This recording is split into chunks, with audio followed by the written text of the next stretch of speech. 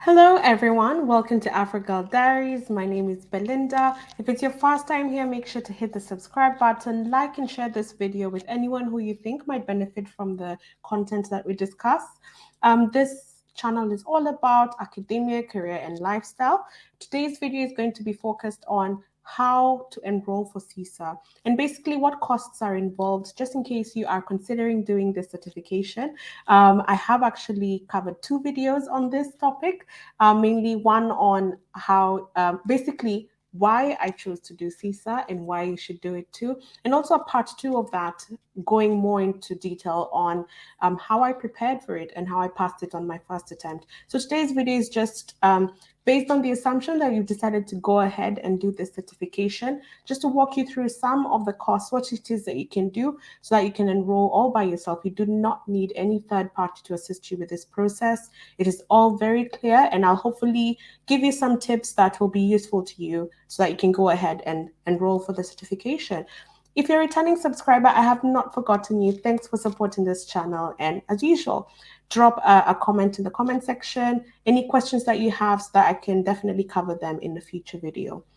So I will actually share my screen to show you more information on the ACCA website, which is where I'll be able to walk you through each of the different things that you need to register for when you are enrolling for the CISA certification. In case you're wondering, this is not my lounge. It's just caveat that this is a virtual background, just so that you don't see the mess behind. Yeah, so I will share my screen and I will walk you through the key things that you'll need. So if you just go to the ACCA website, literally this is the main place, the go-to place for anything, any query that you have related to CISA or any other of the certifications that they also offer. Just go to their website. The answer is most likely there. So if you literally just type acca.org and go to the search area, the search tab, and basically type CISA, this page will come up. And this is basically the summary on their website about the qualification. So in my other video, in my part two video, which I'll actually link somewhere, or at least in the comments, in the description section, I go into detail about the domains, but this basically gives you a rough idea on what areas, what are the key themes of this qualification, what is covered. So once you've made that decision, basically the key thing that you'll need to do is register for the exam. Now, you do not need to be an ACCA member to register for the exam. However, I do recommend that you become an ACCA member. And the key thing is you can see the difference in cost. So if you are a member, you pay $575, while if you're not a member, you will pay $760. Now, to become a member, so it depends on what type of member you are. So you can be if you're a working professional, then you'll get the professional membership. If you're a recent graduate, so you're not yet working, there is a graduate type of membership. And then if you're a student, there is a student membership. Of course, working professional is the most expensive, but even then it is around $145. So 135, the actual fee is 135 plus £10, $10 application processing fee for if you're enrolling online. Of course, if you're doing it manually, if you're sending in a manual form, then it's actually more expensive. It's around $30 to process the membership application. So already you can tell the 135, taking the upper end of it, because I'm assuming a lot of people who would be doing this qualification are probably working, taking the higher end of it, which is around $135 to become a member.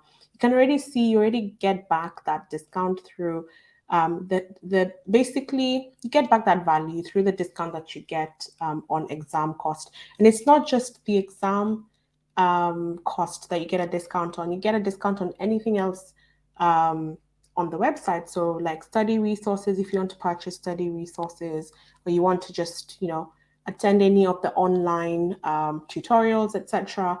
Basically, you will get quite a discount. There's always a membership fee and then the non-membership fee. So it's probably better for you to make sure that you get membership. So When you select the type of membership, of course, there is the fee of around 135. You see me looking to the side because I have it written down. So it's around $135. But if you're a graduate, it's around $68 and then $25 if you're a student. Um, Add on a processing fee of $10. So that's just to get the ACCA membership. Then from then you can now go ahead and buy the voucher. You do not need to first get membership, then get the voucher to get the discount. So you'll notice the ACCA website has this shopping cart model. So you have your shopping cart over there. And basically, as long as you have your membership in your cart, it automatically adds on the discount to your exam voucher, which will also be in your shopping cart. So you can literally put in all of the different things that you need to purchase all at once. You don't need to do one first to be able to do the other, which is basically what I did. If you want to know what study material to get, make sure to check out part 2, which will be linked in my description and probably somewhere in this video, here or there. So anyway, you will see it definitely in the description section if you want to know what study materials to get, but they're all available on the ACCA website. You do not need a third party to be able to purchase the material that you need to pass the exam. So your exam voucher is usually valid for a whole year. So don't feel the need to first study and then get the exam voucher. I recommend, especially if you're self-studying, for you to just purchase the exam voucher and then book the exam when you're ready. Because what happens is you might get carried away with life and never get, basically start studying for something and find yourself in a situation where you're studying for it for years on end.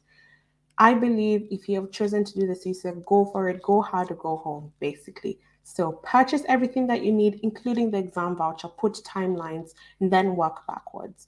You only need maximum 6 months to prepare for this exam if you are serious about it. It took me 6 months, and that was because my life still went on.